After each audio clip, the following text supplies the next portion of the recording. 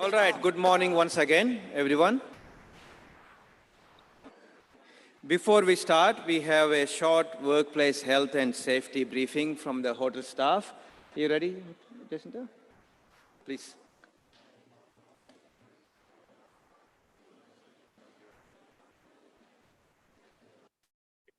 A very good morning, our distinguished guests, ladies and gentlemen. My name is Elvin from the Security Department, and I'll go through with you very briefly some of our hotel's emergency procedures. First and foremost, during an emergency, the building alarm will sound. Thereafter, a message will be broadcast through the PA system informing you of the situation. When that happens, please stay in this room and pay close attention to the message that's being broadcast. Should there be a need to evacuate, a second alarm will sound continuously.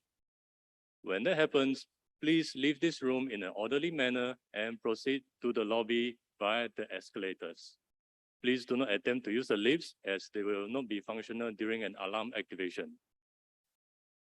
Our hotel's assembly area is located just in front of Scott Square. Upon reaching the lobby, our staff will be able to assist you there. Last but not least, there is no planned fire alarm testing or fire drills for this event. Should you require any urgent assistance, please do feel free to approach any of our staffs. With that, have a pleasant day ahead. Thank you.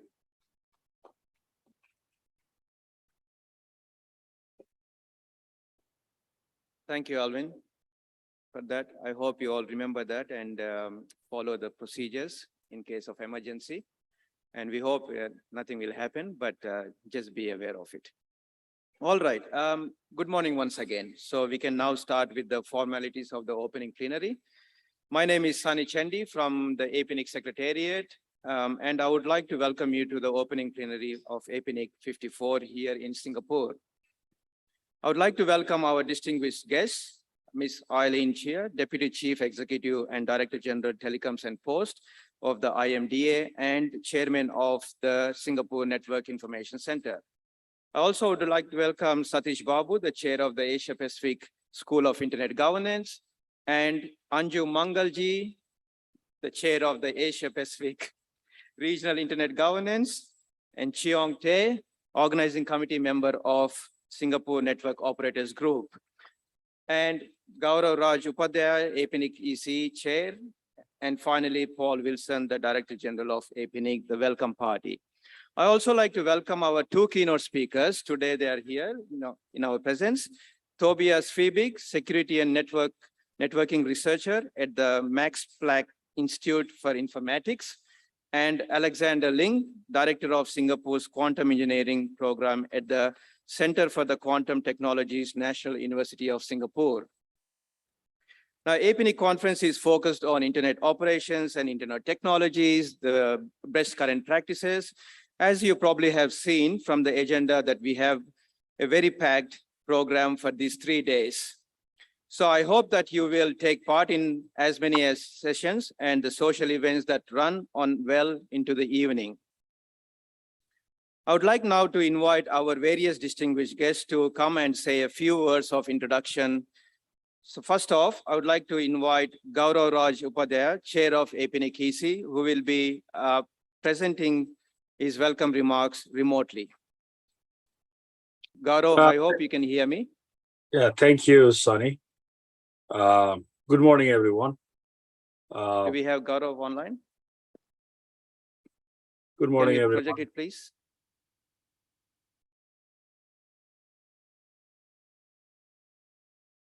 First of all, Eileen Chia from the host government. There you go.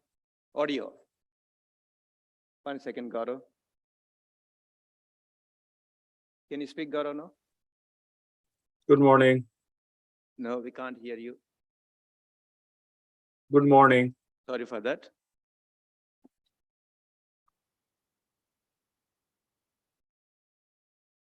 Did you guys join audio? Can we test again, Gaurav, please? Good morning. Oh, much better. Thank you. Go ahead, Gaurav. Good morning, everyone. Thank you, Sunny. this morning. First of all, Eileen Chia, the Deputy CEO and Director General of Singapore Government's IMDA, as the host government there. Anju Mangal, the chair of APNIC, one of the co-events. Satish Babu, the chair of APSIG. Chi Yong Tae from the SGNOG organizing committee. Thank you for joining us today. And then, of course, Paul Wilson and our keynote speakers, Tobias and Alexander. Before I move forward, also a special welcome to our special guests from PNG. Today, we have in our presence there in Singapore, Honorable Timothy Masiu, MP, Minister for Information and Communication Technology from the PNG government. And also with us today, Honorable Peter Siamali, Junior MP, Minister for Internal Security from the PNG government, along with the other delegates from PNG. Welcome to APNIC 54. Good morning, afternoon, evening to all of those who are there in the room or participating remotely today. For those of you who don't know me, I'm Gaurav Rajpadhyay. I chair the APNIC Executive Council. And today I'd like to thank you for joining us in this first fully hybrid APNIC meeting. It's been great to bring the community back together in person as well as online, just like me. I think we did for the last 2 years, we've been doing online only. And before that, we've done in-person meeting with a nominal online presence. This meeting is going to be or is our first hybrid meeting where we have almost equal participation from in-person and online. I'd also like to welcome those people experiencing their very first APNIC event. I've looked through the attendee list and we do have a lot of new attendees. Thank you for joining us and thank you for the work you do in building the internet in our region. In terms of firsts, there are many firsts at this meeting. As I said earlier, this is our first fully hybrid meeting. This is also our first meeting, which has in-person component since we got disrupted by COVID. The last time we met in person was in Melbourne in early 2020. This is also our first meeting that is co-located with APRIGF and APSIG, and also with SGNOG, which is happening this Friday. So it is really wonderful to see this event bringing together a whole bunch of technical community across the region after 2 very challenging years for all of us. And of course, COVID hasn't gone away, even though a lot of the restrictions have gone away. And while there is no mask mandate from the Singapore government, I would recommend those of you who are attending to still take care and feel free to use a mask or apply other safety precautions as much as you can and stay COVID safe. We want all of you to be safe when you go homes. Having said that, now back to the APNIC business here. For those of you who heard me at the APNIC meeting, I always talk about our survey. This was our survey year. And the APNIC survey happens every 2 years. And it goes through all our members and all our stakeholders. This was the survey year. And the 12th time or the 12th iteration of the APNIC survey program. I want to thank everyone who participated and completed the survey. We had more than 1,600 responses. And very interestingly, 61% of those were responding to the survey as the first timers. So thank you all of you for taking part in this very important process for us on the EC. I don't want to spend longer on the survey, but the survey is already available on the APNIC website. And there will be a presentation by our survey organizers during the AMM on Thursday, Singapore time.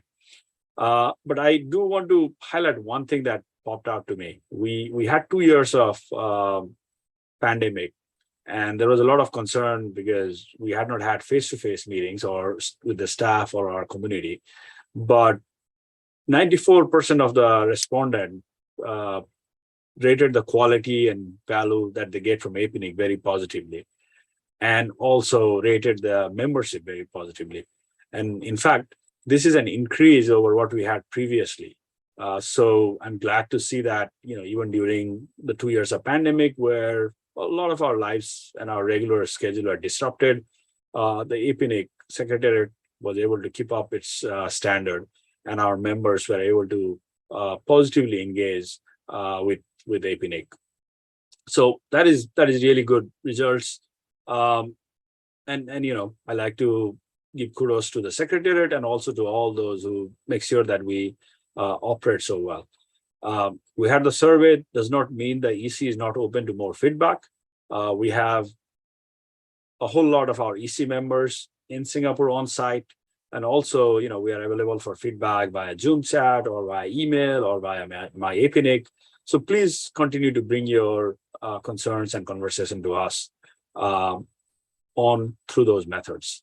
And there are a few other business items from the last 6 months, but I think I'll not try to address them all right now.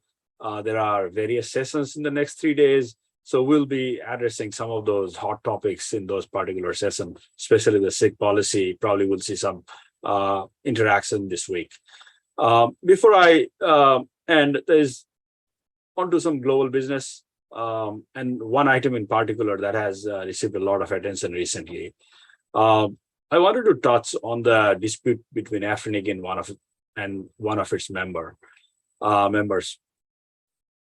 You've seen this issue around, and it has raised a bunch of questions around it, and it has spilled over to other RIR mailing lists, not just APNIC, but also RIPE, LACNIC, and ARINC. I won't go into the details, but I think what we want to say is we do respect and understand that RIR members sometimes have disputes with their RIRs, but those disputes should stay within that RIR system. And our biggest concern there is the stability of the global registry system. And that's why recently we spoke up against that together with all the RIRs via the NRO in support of APNIC as a part of the global regional registry system. Our focus, APNIC focus, is always its member and the serving the needs of the APNIC region.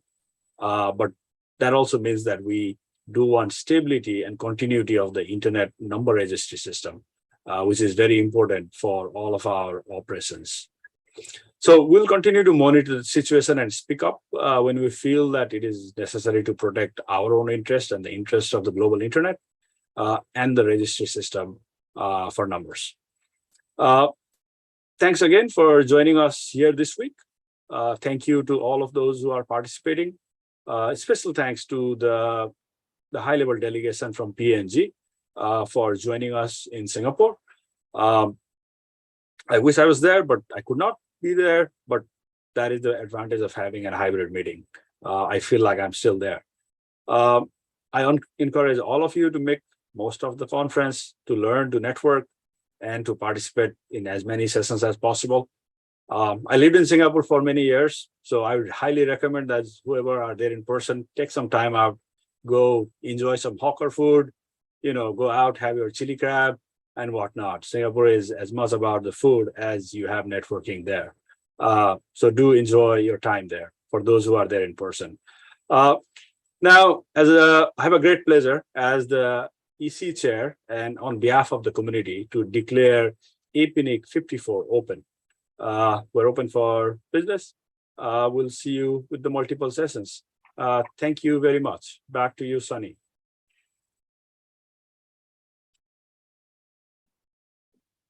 Thank you, Gaurav. I hope you stay online for this session.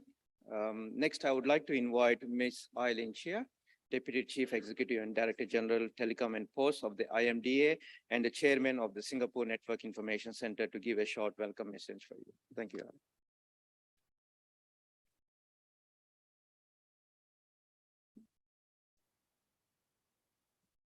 Okay, thank you, Sunny. Mr. Gaurav Upadhyay, Chairman of the APNIC Executive Council, Mr. Paul Wilson, Director General of APNIC, APNIC members, Your Excellencies, ladies and gentlemen, very good morning to all of you.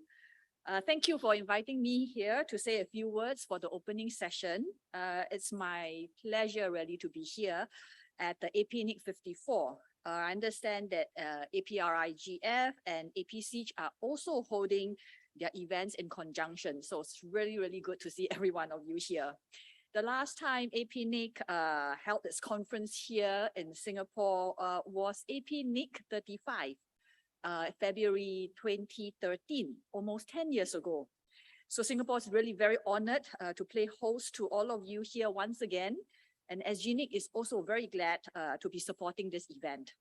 On behalf of the Infocom Media Development Authority of Singapore and SGNIC, it gives me great pleasure to warmly welcome everyone to Singapore. The last 2 years, 2.5 years, was game-changing in many ways. The pandemic forced the world to rethink status quo. Businesses, governments, schools, and all social interactions have to go online at very short notice. The internet plays a critical role during this period to ensure that all of us stayed connected and our economies and societies remain functional. The world demonstrated how digitalization could empower swift, nimble, and adaptive responses to a crisis and enabled some semblance of normalcy. Leveraging on digital technology has also facilitated a more robust economic recovery in the post-pandemic world. Singapore is a small and open economy. We remain committed to digitalizing our industries and businesses and developing the ecosystem to help businesses stay vibrant and globally competitive and connected.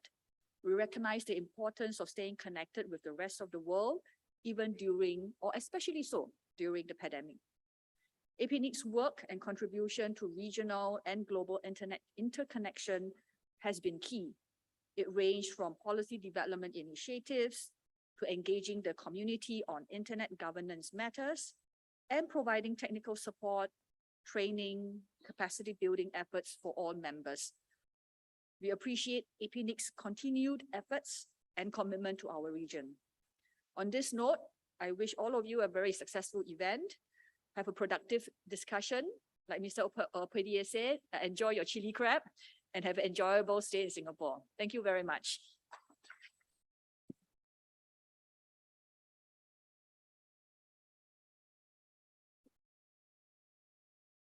Thank you, Eileen. I already had 2 chili crabs since I'm here.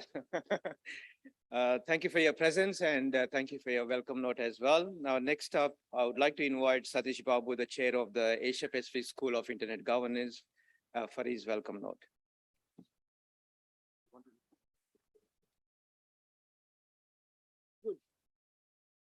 Thank you, Sunny. Excellencies, dignitaries, friends, and colleagues, good morning to everyone here and a good day to everyone who's joined us online. It gives me immense pleasure to be here in front of you today, representing the community and leaders of the Asia Pacific region, Asia Pacific School on Internet Governance, APSIG.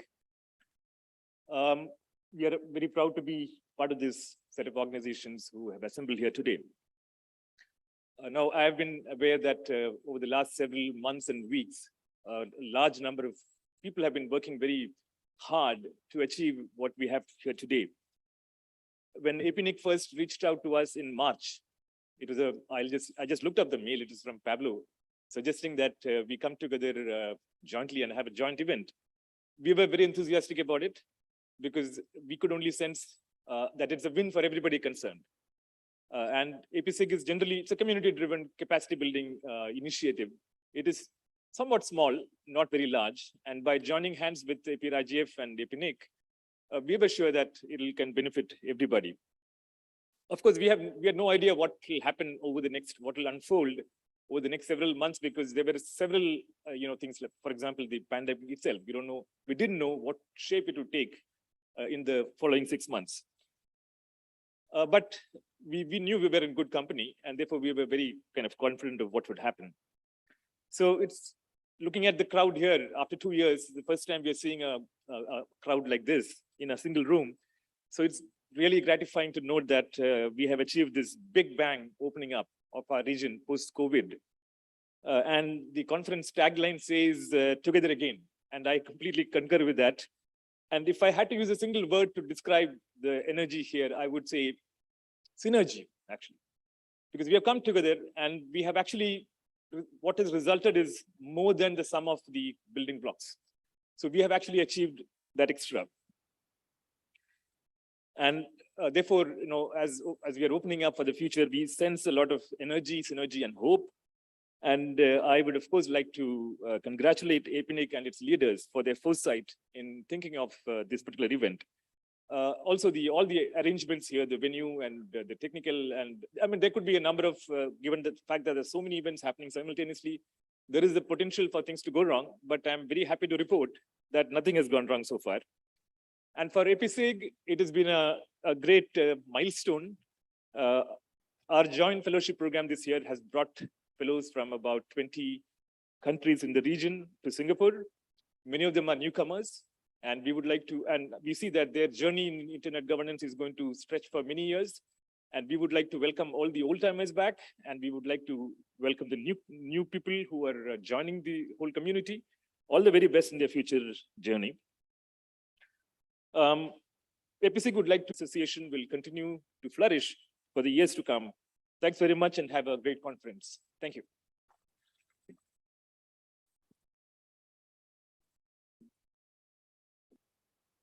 Thank you, Satish, and I hope the APSIG event went well the last 4 days. I would like to invite Anjuji, the chair of the Asia Pacific Regional Internet Governance, for a welcome message. I call her Anjuji.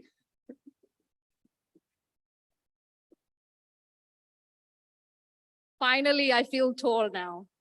In my opening in the APRGF was very short. They didn't provide this.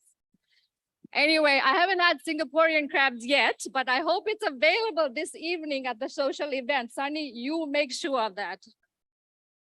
Okay, Honorable Minister Timothy Massieu and Honorable Peter Chamalili, PNG officials, APNIC colleagues and friends, APSIG and APRGF, but our very important stakeholders, persons with disabilities, our rural and remote community reps, youths and women, thank you so much for being here. Working together and teamwork are both important pillars for strengthening community stakeholder, and we call it the multi-stakeholder community. As you all know, since COVID, we haven't had the in-person meeting, but this is really nice to have the hybrid meeting to see people in person. And we now, we're very grateful to APNIC because we now feel like we are part of a bigger family. We were APRGF, but now we are with APNIC and APSIG. So we've become a big, wide, multi-stakeholder family. I'm not sure if many of you know about Asia Pacific IGF, but it's a discussion forum for you, for the people that are not actually here in person. We need to make sure that they are represented in all the sessions, in all the discussions.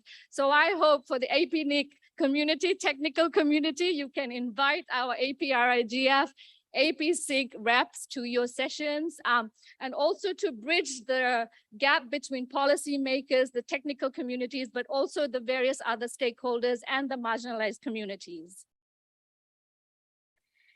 So I don't want to keep too long because I like to keep it very short, but we hope that we can all work together to strengthen this community, because to me, this is why we are here, why we are serving our communities. We're not serving ourselves, but we're serving a wider community. So I'm going to just say thank you so much. And I look forward to seeing you all in the next 3 days. And I hope that you can invite the Asia Pacific IGF team to your sessions. Thank you.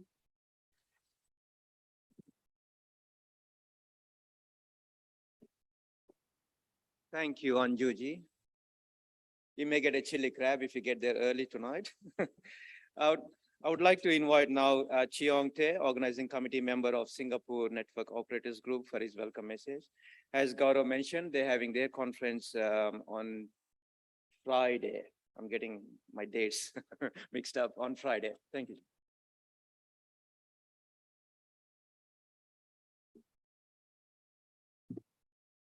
Thanks.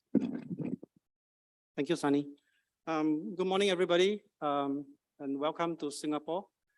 Chi Yong here, from representing SGNOC, that's called Singapore Network Operators Group in Singapore. Not sure does anybody know much about this, but we are actually a non-profit organization based out of Singapore. We are a group of volunteers of 10 that come from diverse background, and we are here to actually bring the network engineer community together. So we actually established in 2011 and started off with about 90 participants, and we have grown over the years. And recently, we are going to hold our ninth edition of SGNOC on Friday. I'll touch on a little bit later.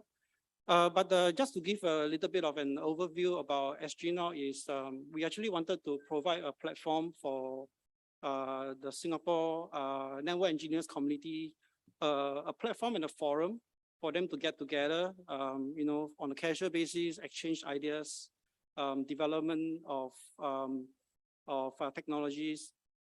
So we actually created this forum for them to get together. And over the years, we have seen a lot of increased participation, and we are very humbled by the support. And a lot of this actually attributes to the strong support from APNIC that has been a strong pillar for SGNOC. APNIC has supported us in many areas in terms of sponsorship, in terms of bringing speakers to speak at our events, helping us conducting workshops for the local community.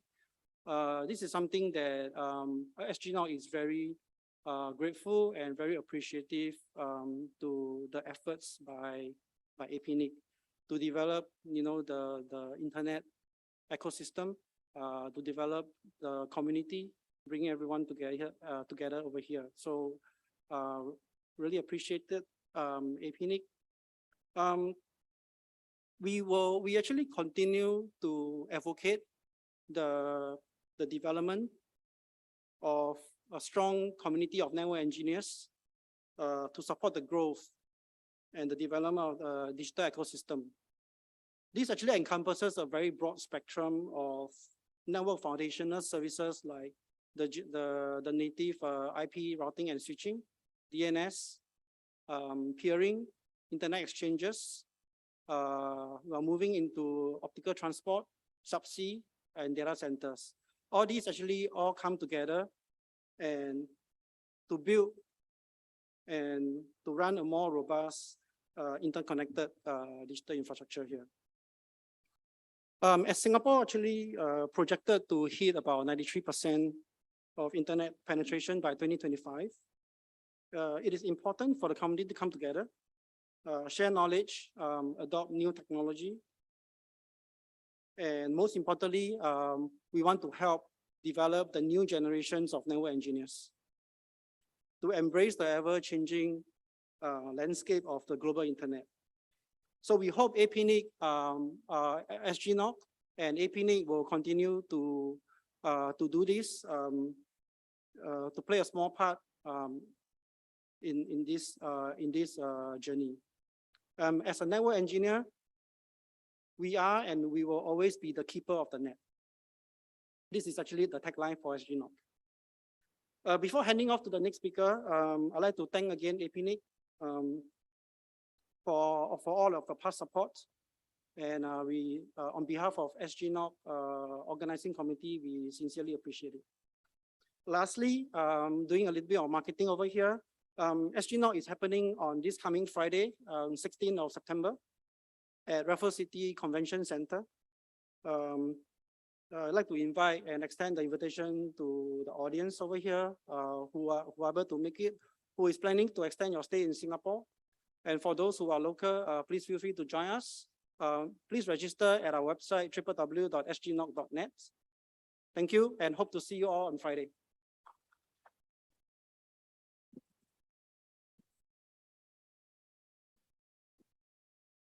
Thank you, Chiang. Hope you have a successful event on this Friday. Yes, if you are staying back in Singapore, please register for SGNOG 9 and attend it. Finally, I would like to invite Paul Wilson, the Director General of APNIC, for his welcome remarks.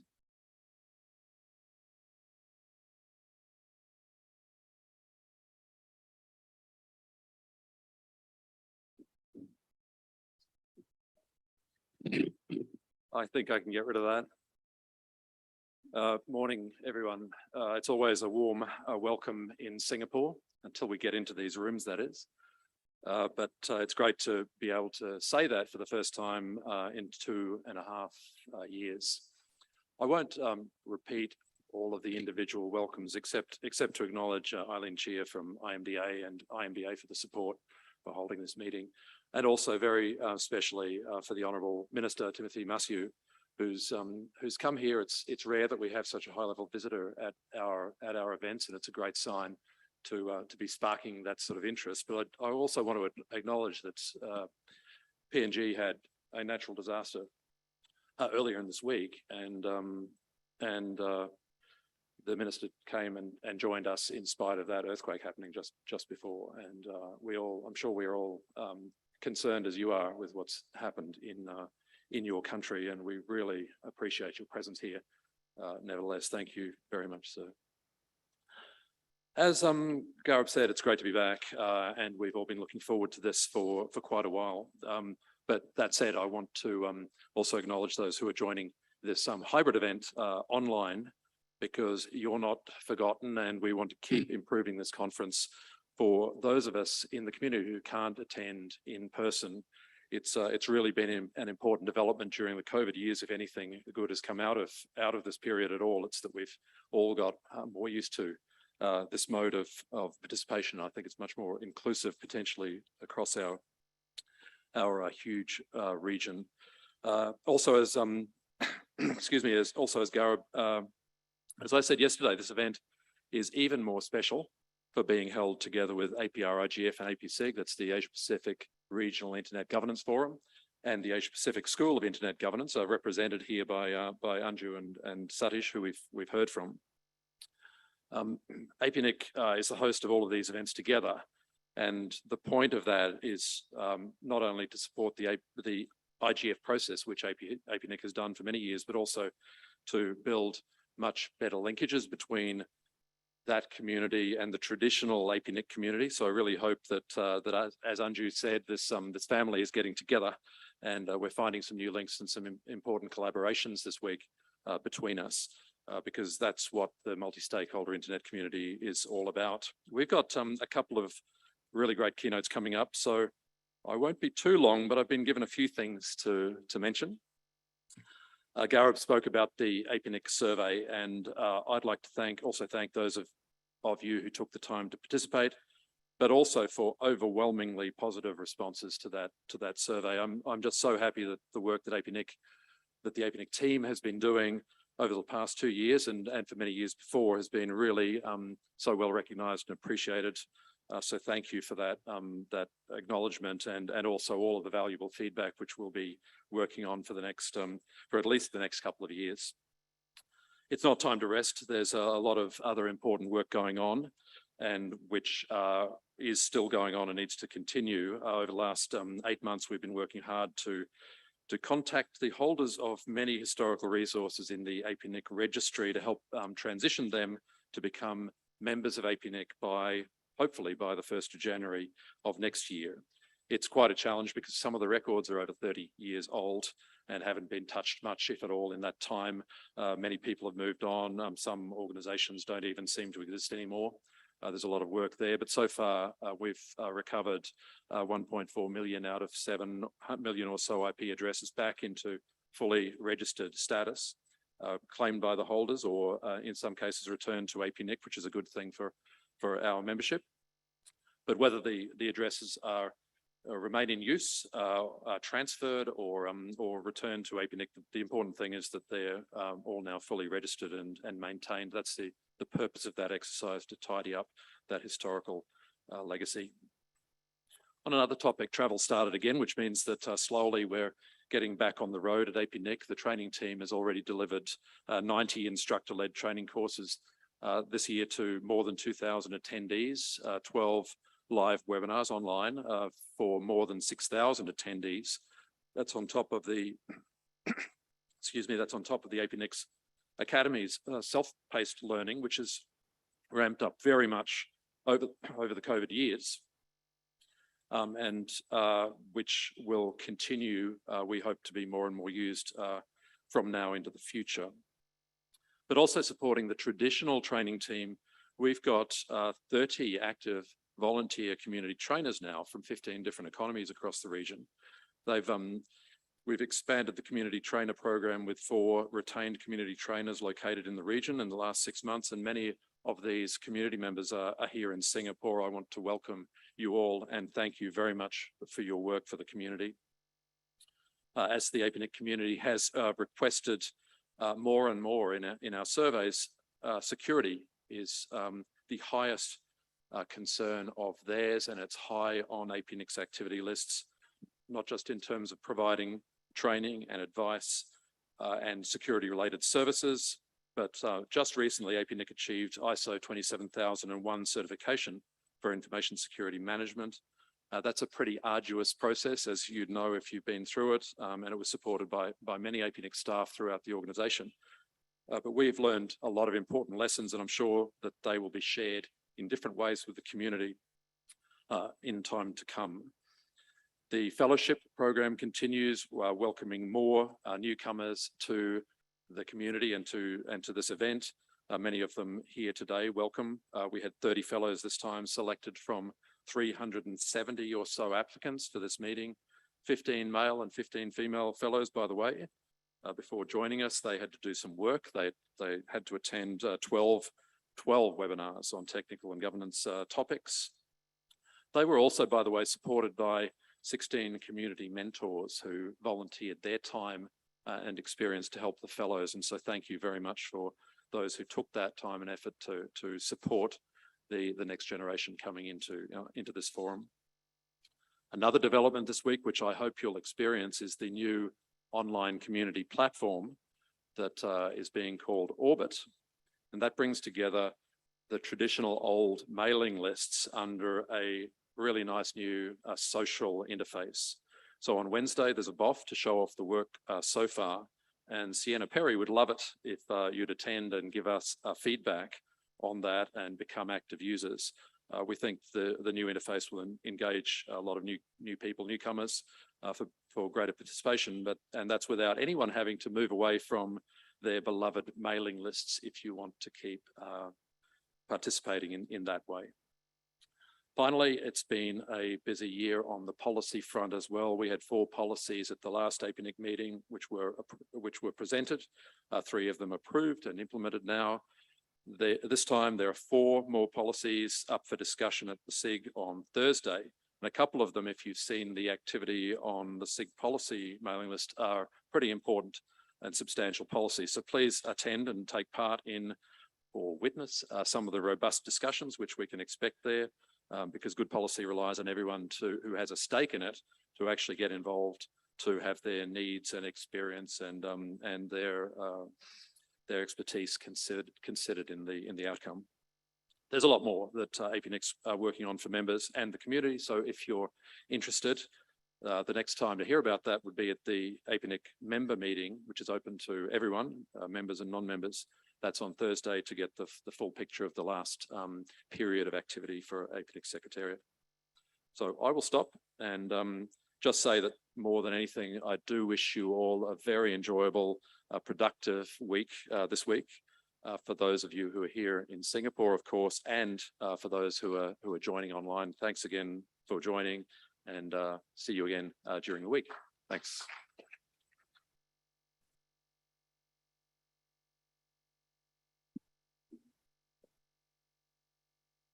Thank you, Paul.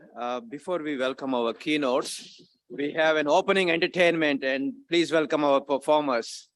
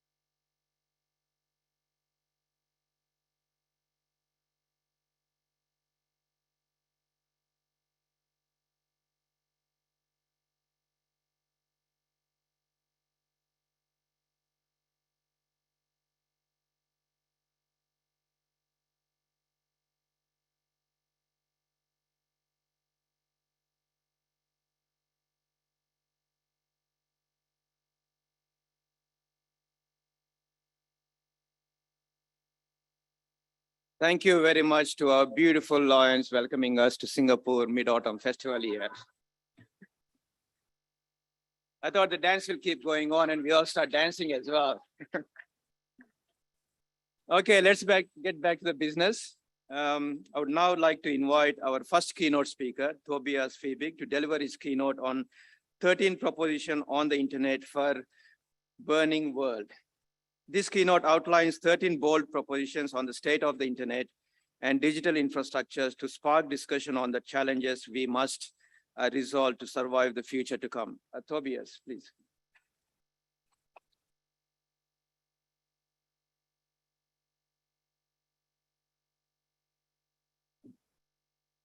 So, engineers, people who like to build instead of tear down. Welcome. So today I'll be talking about 13 propositions on an internet for a burning world, and I brought them together with Doris.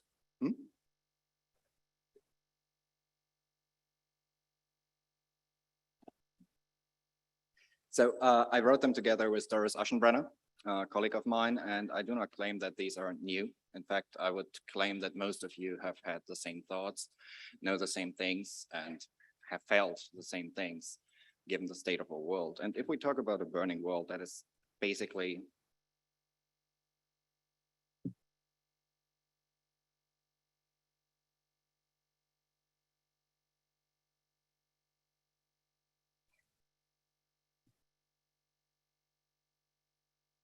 exactly what I mean. Our world is on fire, quite literally.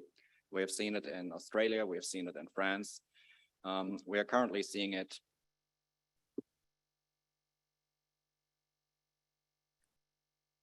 Next slide, please. We're currently seeing it in Europe, which is drying up. And there are changes to come, and we'll have to work on stopping them. And kind of as humans, we cannot really say that we didn't really contribute to that, right? So we have been at it for the better part of a century. And one important thing is that we are also not really the best at living well together. So we are waging war against each other. We're striving for profit. And in that process, we are just burning down our world. And well, we engineers have to deal with that in the end. One important thing for the rest of this keynote, though, is that I don't want to take sides. Well, actually, I personally do want to take sides, and I usually do so quite boldly, but the propositions don't. So depending on which perspective you have, and we all have different perspectives based on where we come from, on what we have seen and what we have learned. Usually, if you disagree with one of the propositions or the interpretation I will make, the perspective I will take, it will help if you just switch around the perspectives, put somebody else into the shoes I put in the bad people, and put somebody else into the other position, and you will see that the proposition itself still holds. So, without further ado, let's get into the propositions. The first part of my propositions is about care. And as system administrators, you usually know the issue of care work that mostly happens when a user comes into your office and is like, do you happen to have a backup?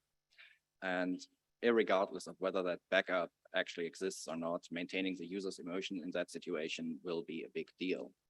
But it extends to how we build infrastructures and how we actually care for them. Because I claim that it requires a lot of care to actually maintain infrastructures, and that as system administrators and engineers, we do have to explicate that care towards our users and the infrastructures which we create. And that ties in with centralization of the internet, which is a very big topic in my research. So at this time, we see the internet becoming more and more and more centralized. We have everyone a Gmail address. When we build something new, we build it in EC2. And when we want our website to stay online, we hide it behind Akamai or Cloudflare. Everything becomes more and more and more centralized. And this has been promoted by a lack of care, because the reason why we are centralizing is also often that we want to stay online. But nowadays, have a couple of amplifiers left in some network, have a couple of network operators not caring to implement BCP38, And well, you can basically take down any website that is hosted in a small AS with just a couple of gigabits of upstream. So this push towards centralization, towards this bigger pipe, is promoted by that lack of care. And at the same time, there's a tension between privacy and security in this context of centralization versus decentralization. So to be honest, I run my own mail server, which in itself is an interesting task. But technically, I cannot claim that I can do that better than Google. Google has a whole security team, just a security team. Then it has a whole operational team, all working just on making Gmail happen, on running mail. I cannot compete with that. And also my local ISP cannot compete with that. Even like a mid-sized operator, email service provider cannot compete with the sheer resource that is available there. So ultimately, it's very likely that I myself or that operator will make a mistake sooner or later, and that will basically splinter our mails across the internet. While of course, Google will most likely be very, well, secure. So in the end, it boils down to this really uncomfortable duality between either running your own infrastructure and not having your emails read by Google, well, or having your emails read by Google. With the caveat being that in the former case, your emails will be read by everyone because sooner or later you will have an issue that spreads them around the internet. And of course, in the context of email, we also have the problem that with the centralization of email, it becomes harder and harder to get your emails delivered, especially to Google, Microsoft, and other big players. Which brings us to proposition 4, which claims that centralization and profit are inherently incompatible with proper care for infrastructures. And the argument for that is actually a quite simple one. So as engineers, we learn if we want to scale our systems, if we want to make our systems scalable, we have to do something which is often called the kettle approach. So we want to treat things the same. We want to treat things as the same as possible, because then we can more easily scale. The idea of having pet systems, systems for which we take care individually, is kind of frowned upon because it doesn't scale. It's true, it just doesn't scale. But the problem with centralization and with building bigger and bigger and bigger scale systems is that we have to make things the same, which are not. And in those larger systems, it might make sense to discontinue a product line which only has a couple of users, like 10, 15, 20.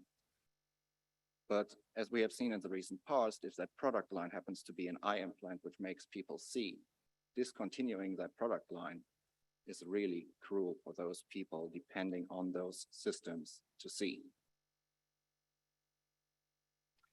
Which brings us to the last proposition of, well, the centralization part. So here we actually do have a hypergiant. It's HR 5171. And the problem with these hypergiant stars is that sooner or later they will explode. They go supernova. And actually, the bigger the stars, the sooner that happens. We have the same thing with the internet. We do have these too big to fail hypergiants now. But what happens if Google disappears? What happens in a world without Cloudflare, Google, all at the same time, all pretty quickly? I think we all remember what happened in 2008 when some banks that were too big to fail just disappeared. Think of all the websites that have Google fonts. What do we do if there's no Google fonts anymore? I mean, we don't have the best track record in getting rid of legacy systems, so that will be difficult. And with the rising energy costs, it's just a question of time until even giants potentially tipple. Which brings us to what's coming. So this is most likely the darkest part of this keynote. So what happens if our world properly burns down, if we're walking through the ashes? Well, the first thing we claim is that in such a world that properly burned down, it's local communities taking care of local and especially distributed infrastructure that forms a future of supporting society in a technical dimension. It's people working together to, for example, keep the solar panels for their village running, or the city or their town, to keep the water supplies running. And as we claim in the paper, most likely one of the biggest jobs in that future will be the people which come and make sure that whatever piece of technology, piece of industrial infrastructure you have that depends on some computerization or some cloud platform continues working by removing that computer component. also in that burning world, functionality will be far more important than security. So at the moment, we are all thinking about making systems secure, making systems really technically secure. But when the world has burned down, that won't be important anymore. In that world, it will be important that things work and that people and society are supported. Of course, safety will always trump all considerations there, but it will not be the technical computer security sense, but it will be the question of what harm can be done to the community, what harm can be done to people if the system is exploited. Which brings us to the last point of the question of, well, that burned down world, which is complexity of systems. So when we look at the internet today, we really like to abstract things. We like to put layers upon layers upon layers upon layers upon layers. You get the idea. And the thing is that kind of reduces our ability to end understand. So if you're a little bit of going around in the self-hosting community, you will see that people are now using Docker basically like you would have treated setting up your web server a decade or two ago, because that is the abstraction layer most network engineers or system engineers are actually interacting with. But the concept of like going beyond that, configuring your Nginx yourself is getting more and more watery.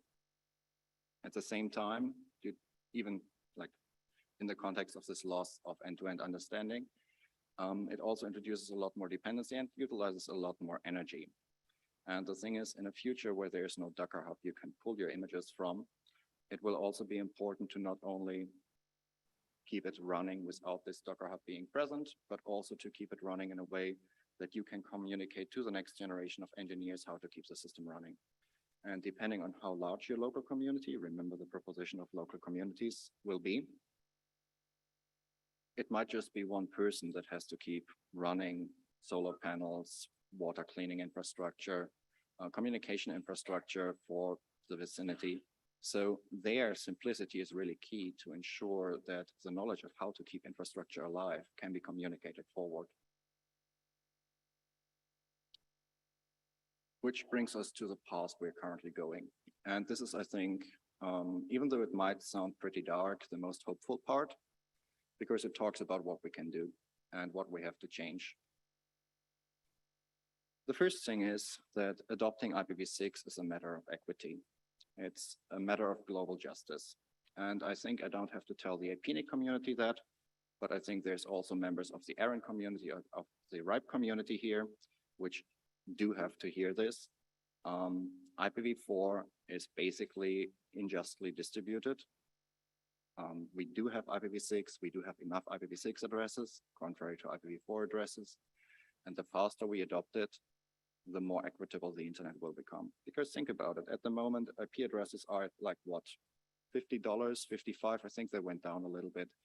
That runs a /24 for around 15,000 euros or dollars, which for a small community project, like a village which decides they want to have their own email, a community of people who want to have like non-profit hosting, that's a prohibitive amount of money, $15,000.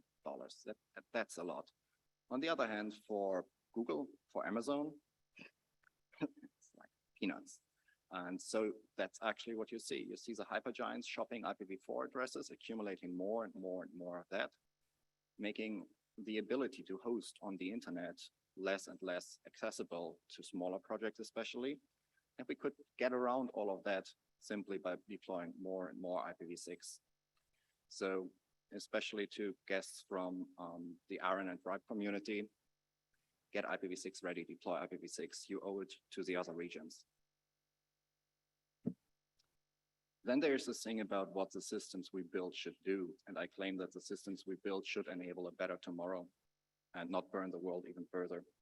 So one big thing is Bitcoin.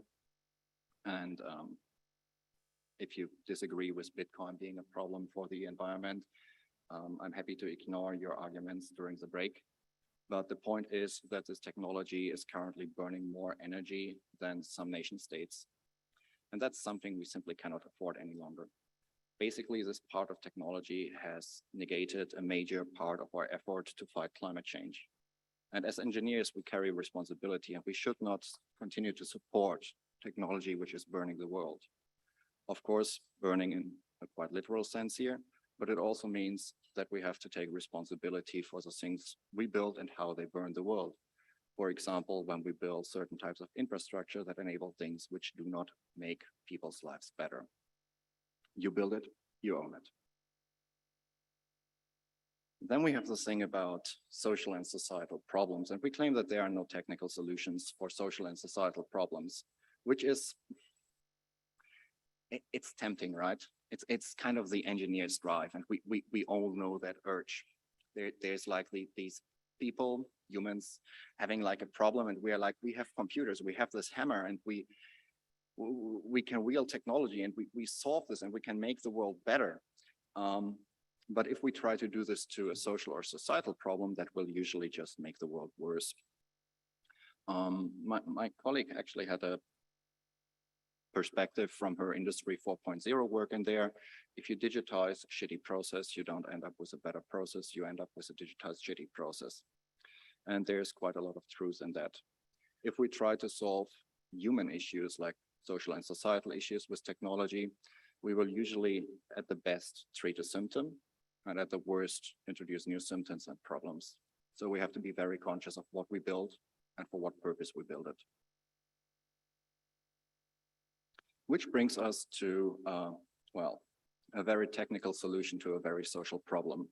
So in the wake of February 24th, the start of the war in Ukraine, there was this push in the European internet community for bottom-up sanctions. Like we all like our internet the way it is, bottom-up govern it. And for the past decade, 2 decades, since policymakers got the idea that you maybe want to restrict what people can see on the internet, we as engineers have been telling policymakers, okay, listen, this internet thing, it's quite complicated and you cannot censor it. You can do like funny things like DNS blocks, but in the end, people can just get around it. You cannot really take down a website. So in the wake of the 24th of February, network engineers in Europe were like, oh yeah, by the way, we told you for 20 years that this doesn't work. Let's just take 24 hours to show you that it does work, which leads to the result we see on screen. So this is the reachability of Sputnik News, the website which was targeted in this specific instance, from RIPE Atlas probes all over the world. And we see several things in this image. The first thing is, well, for Europe, mostly those bottom-up sanctions work, but also apparently for Africa, even though in Africa there was not so much of a bottom-up push to follow those sanctions. Well, thing is, if your tier 1 operator is participating in the voluntary bottom-up sanctions, there's not really a lot you can do as a downstream to not participate in those sanctions, which makes this argument about voluntarity kind of difficult. And the other thing is, we have now demonstrated that this works. And you just have to go around, like every country will have a different perspective on what should be on the internet and what should not. You go to Texas and they will tell you that abortion websites, no, don't have that on the internet. You go to Germany and they will tell you like, hey, gambling websites, that's not compliant with our local use protection laws. And you can quite easily see where this will go. So say Germany starts to use these sanctions to, well, ensure local policy on gambling websites is applied. And then the US is like, well, you're censoring kind of like legitimate businesses. And what do you do if one state does harm legitimate business interests of another? Well, you do counter sanctions. And for the internet, that means that sooner or later, if we continue this path, we will actually be looking at the internet falling apart. And from a more technical perspective, what we also have to see is if we think about Europe. So in Europe, there are 2 important things. In Europe, there's a lot of discontent with the Chinese Great Firewall. And at the same time, there's this idea of building a European freedom internet, which ensures that European policy is applicable to all resources European users can reach via the internet using appropriate border filtering techniques. Ultimately, if you present both use cases to a Cisco product manager, the product manager will look at that and be like, oh, nice, same user story. Technically the same implementation. Which brings us to the issue of digital sovereignty, which is usually the flying term which is used to illustrate this idea of making sure that only your local state policy applies to users from your state. And I claim that that is actually the wrong aspect of digital sovereignty we should be concerned about. Instead, we should be more thinking about the issue of being able to rebuild. Because how many parts of our world, independent of where they are produced, are currently, well, not open source, closed source systems? How do you maintain a Cisco switch if there's no Cisco? How do you maintain a Juniper switch if there's no Juniper? How do you patch your Oracle database if, well, there's no Oracle to supply the patches? And that goes even worse in parts of our infrastructure that are more industrialized.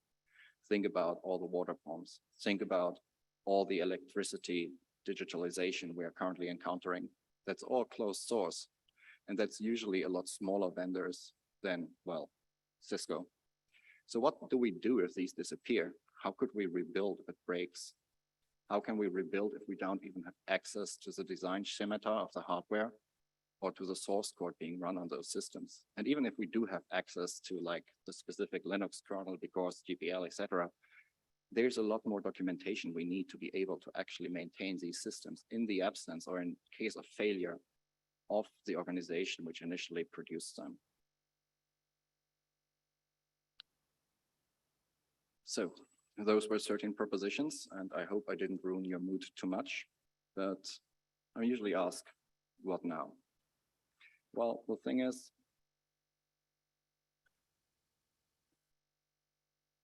as I see it, we are looking at a problem. Our future won't be bright, our future won't be fun. And everyone in this room is young enough to see it. In like 10 years from now, everyone will feel it. And I think many people in this room already felt it. And it will be hard. It doesn't mean that we cannot do anything about it, and we should start now. But it will be hard. And our issue is we're engineers. And as engineers, it's our job to, well, make the future less dark. Because depending on, well, independent of who breaks something, who bombs it to pieces or who tore down the planet, who fixes things is in the end always an engineer. And it might actually be you. So only you can make the future a brighter place. That's our job.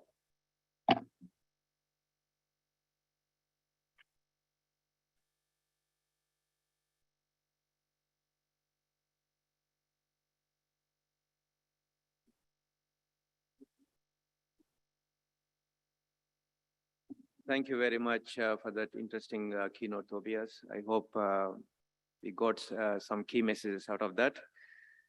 I would like now to invite Alexander Ling to deliver his keynote on HTTP to HTTQ, working towards the internet, quantum internet. Alexander, please, if you could speak loud and clear. Thank you.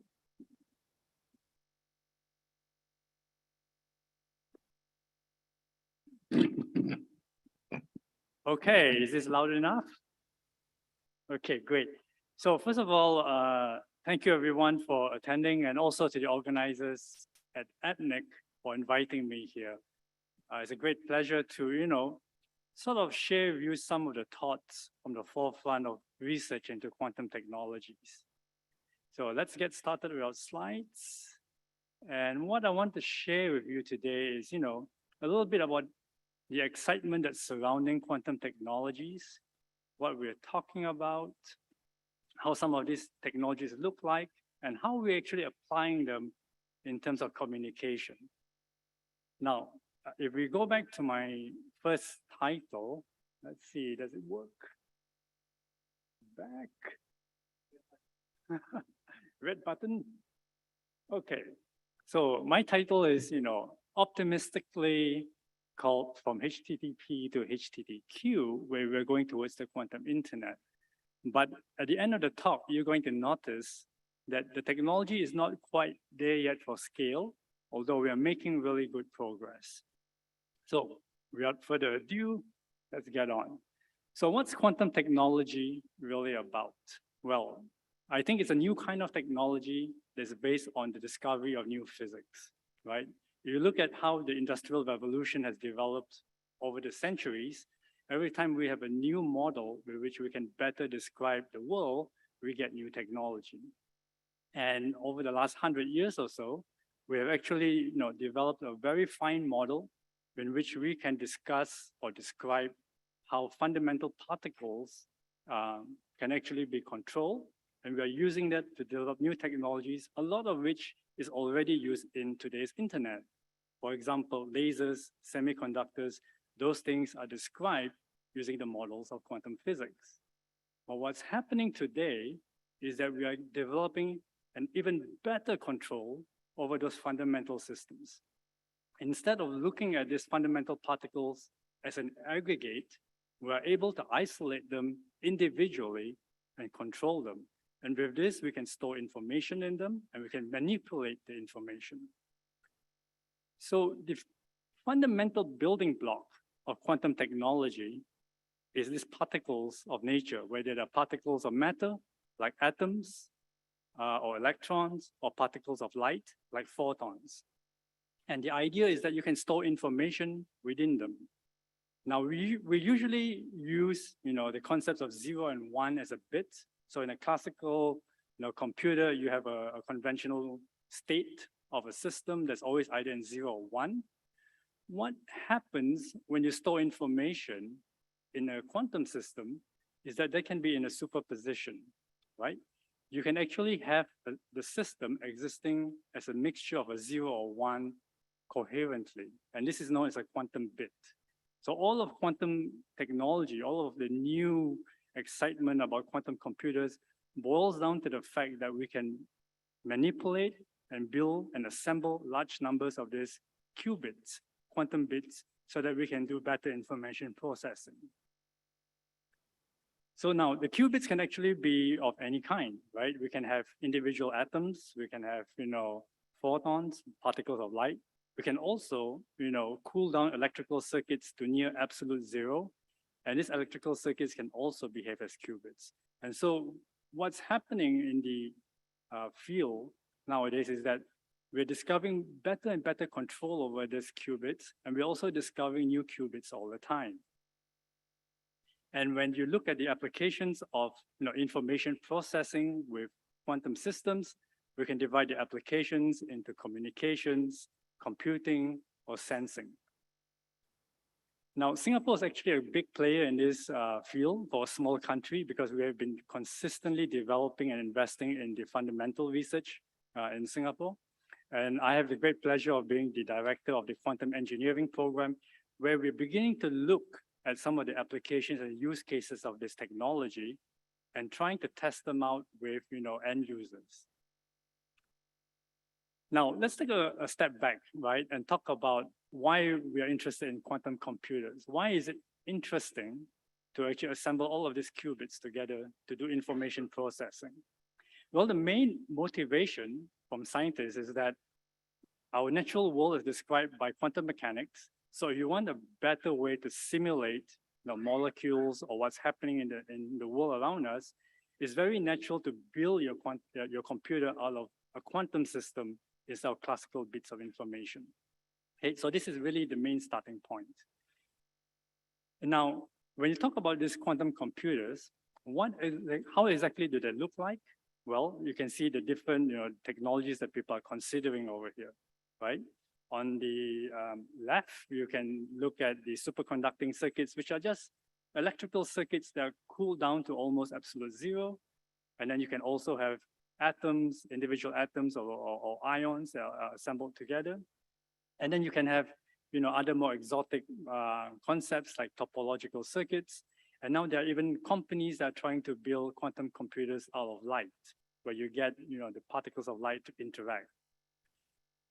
Now, the fact of the matter is that none of these quantum computers today are yet at a point where we can solve commercially relevant problems. The reason is that although we are getting better and better control, these quantum bits are actually quite sensitive to the environment. So they often require a lot of engineering to actually assemble, right? And today, one can actually say that you can access quantum computers on the cloud, for example, from IBM, but these are only at the scale of dozens of qubits. Okay, so you're talking about maybe having 30 to 50 qubits. Not all of them are connected. They're a little bit noisy. They don't live in the quantum state for very long. And so we're in the noisy intermediate scale today. And what we are doing is we're trying to understand how, these computers could be scaled up, and at the same time looking for the applications. Now, a lot of the applications that are of interest to commercial companies or to funding agencies have to do with optimization, right? So you have complex optimization problems. It turns out that a quantum computer could actually be quite good at that. Or you want to classify complex data sets. A quantum computer also shows some advantage. And of course, when you want to simulate molecules or a chemical process, then the quantum computers are also very good. But it turns out that there is one application in which quantum computers are known to be, a bit close. Get closer. Okay. Right. So one of the things that I was talking about is the applications of quantum computers. And we said that they can be good for classifiers, they can be good for optimization, they can be good for simulations. But it turns out that one of the things that we know a quantum computer can do very well is that it can, solve certain problems that are very difficult for classical computers. And this is a problem in terms of communication security, because a lot of the encryption that we use today, the algorithms that we use to distribute secret keys, are actually based on those exact mathematical problems. So this creates a potential security risk. Although we don't have those quantum computers that can crack encryption today, they may be available in 10 to 15 years' time. And so if you are worried about forward security, where you're worried about a situation where there could be an eavesdropper who is actually harvesting your data and waiting for computational power to improve in the future so they can crack it, then this is a cause for concern. So this is one of the reasons why there is an effort nowadays to go towards post-quantum cryptography. This is the search for new mathematical problems that might be resistant to a quantum computer. The operational word here is that it might be resistant to a quantum computer because research into quantum computers itself is just beginning, and we are not yet fully, understanding what they can do. Nevertheless, it's important to look for such solutions. And so there is this effort known as the search for post-quantum cryptography. The National Institute of Standards and Technology in the US is actually leading the search for these candidate algorithms to set up a new standard. There's an alternative where you can use quantum technology itself to actually try and secure your communications. This is known as quantum key distribution, where you would actually prepare particles of light and then you would transmit them between individuals or sites that want to actually generate a secret key, right? And so in the future, we actually expect that secure or quantum safe communication system would actually be a blend of both post-quantum cryptography and quantum key distribution. Now, there are many flavors of quantum key distribution. Some of them you can already buy commercially online, okay? And you can buy the appliances, you can put it in. We are running some of those tests using those commercial appliances right now. But there's another flavor of quantum key distribution where you use something called entanglement, where you have particles of light, as you can see on the screen, they have very strong correlations. And what's happening is that if you have a central server that's distributing these particles of light, right? And then you distribute them to two end users, they can randomly carry out measurements on these particles. And then from there, looking at the output of the detectors, write down whether the output is 0 or 1. Now, interestingly, quantum mechanics tells us that the measurement outcomes are always going to be random. So this is a random string of zeros and ones, okay? And by doing a comparison of whether the measurements were in the right orientation, the two sides can actually derive a secret key. Now, why is this supposed to be secure against eavesdroppers or a quantum computer? Well, first of all, it's a physical process, right, with which there's no algorithm, so no amount of computational power can break the system. But the other interesting thing about it is that whenever there's an eavesdropper, for example, doing an intercept and resend measurement, these measurements themselves would actually break some of the rules of quantum mechanics. For example, the no cloning theorem, right? And they will actually modify the state of the particles. And what happens then is that when Alice and Bob are actually doing the measurements, they actually discover that there are some errors, although the orientation of the detectors was supposed to be the same. And by looking at the errors, they can actually quantify the amount of information that's leaked out to an eavesdropper, right? And using that, they can actually make an assessment of whether the secret keys they have generated are going to be useful, be safe, or whether they should restart the process. This is actually very interesting because this capability to detect tampering, right? So what you can think of it is a tamper-evident key distribution system is sort of a new capability that quantum technology brings to the table. Now, I've talked, at a very high level about these technologies, right? And it actually, we are trying to put them into practice today. Actually, East Asia, China, South Korea, Japan, and Singapore are some of the countries that are actually actively pursuing this technology. The other region that is actively looking at quantum communication security as well as Europe, right? But let's look at our region for a while. Let's look at East Asia, right? So in China, they are building a really long link between Beijing and Shanghai. It's already operational where they're distributing secret keys. And I understand that our Chinese colleagues are extending this quantum key distribution network to the rest of the country.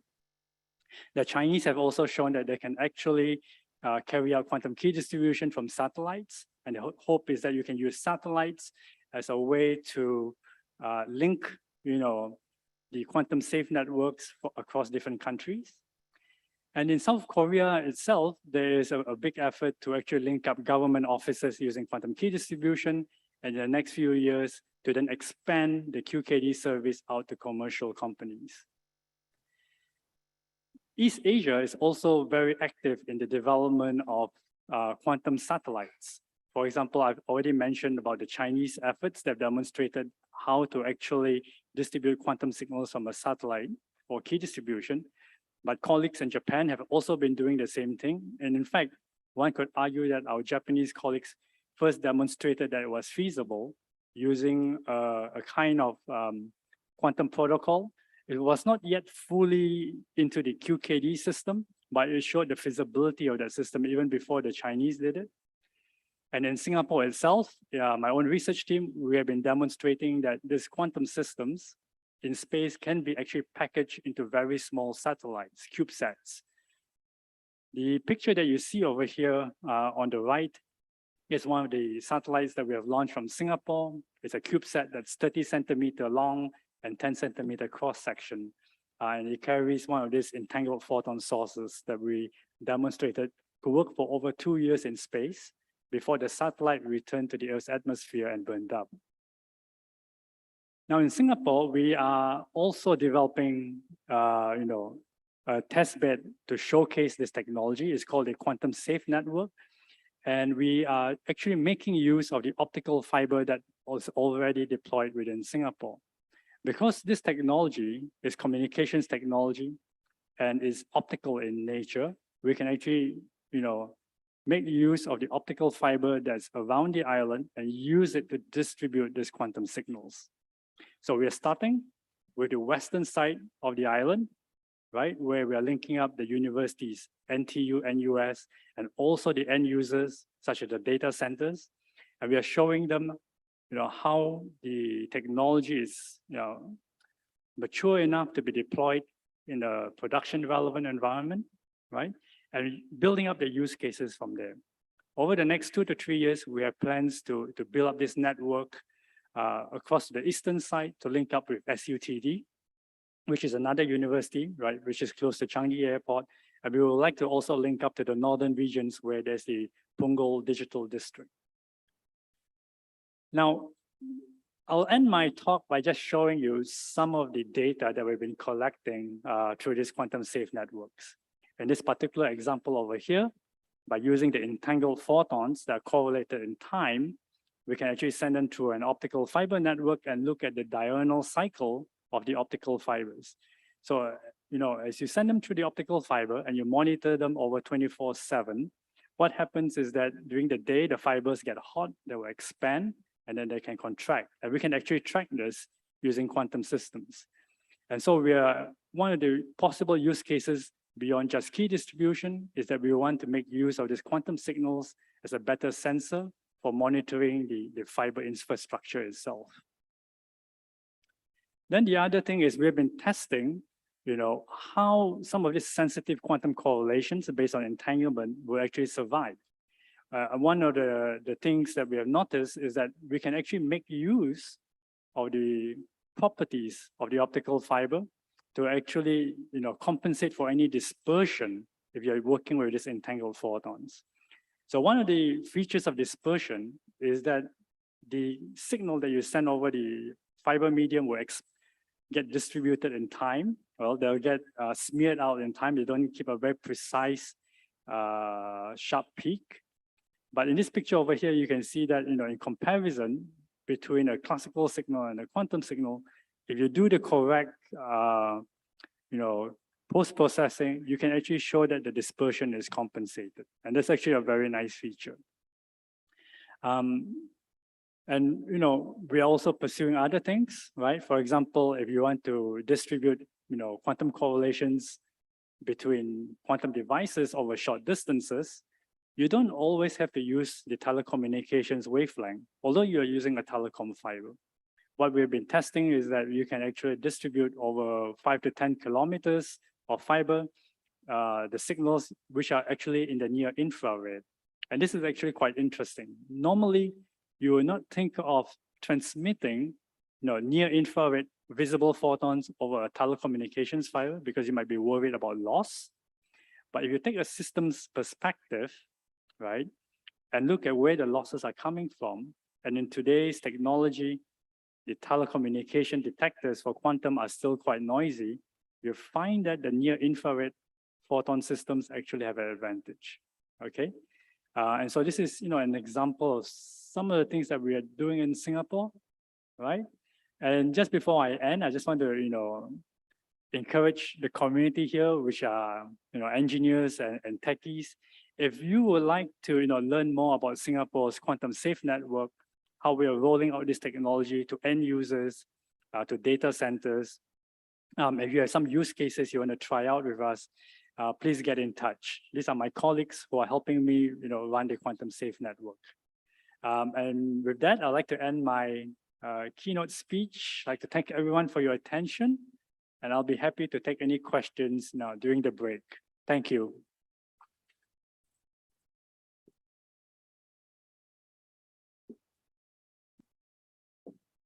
Thank you very much for your very interesting keynote on quantum internet, Alexander. May I invite the keynote speakers and the Director General up on the stage, please, for the gift appreciation. Thank you. We generally don't take questions during the two keynotes, just in the interest of the time. And I know we are running late. So we'll move on to some important housekeeping notes before we finish this session. But I'll just wait for the appreciation here.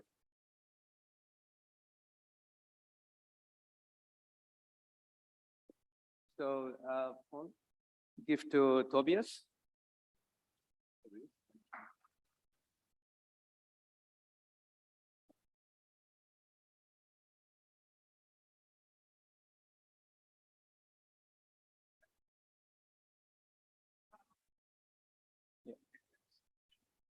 And one for Alexander.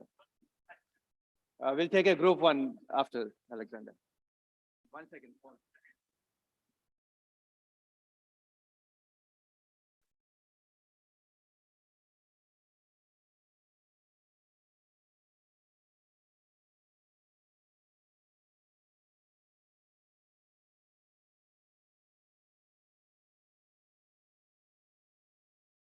Just a round of applause to both the keynote speakers, please. Thank you.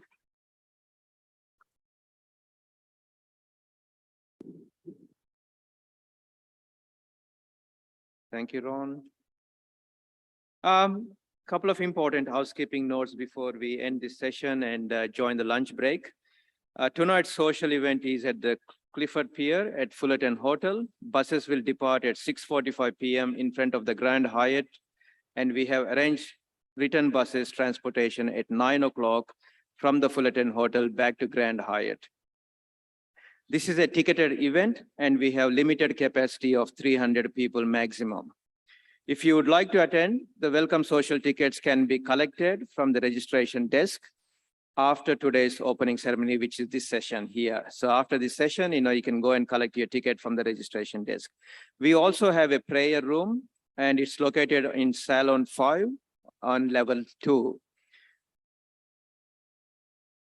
The conference t-shirts also will be distributed near the health and safety desk during the afternoon tea break from 2:30 p.m. So if you have a ticket in your badge, you can go and collect your t-shirt as well.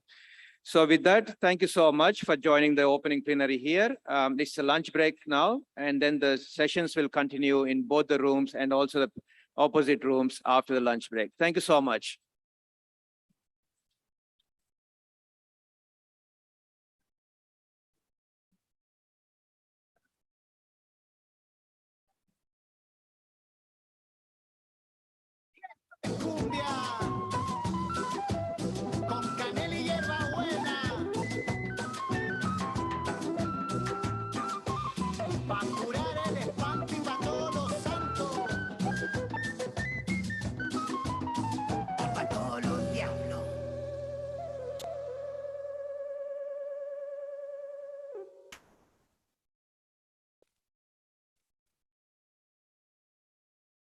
I've been hanging on, counting days, thinking it was me all along.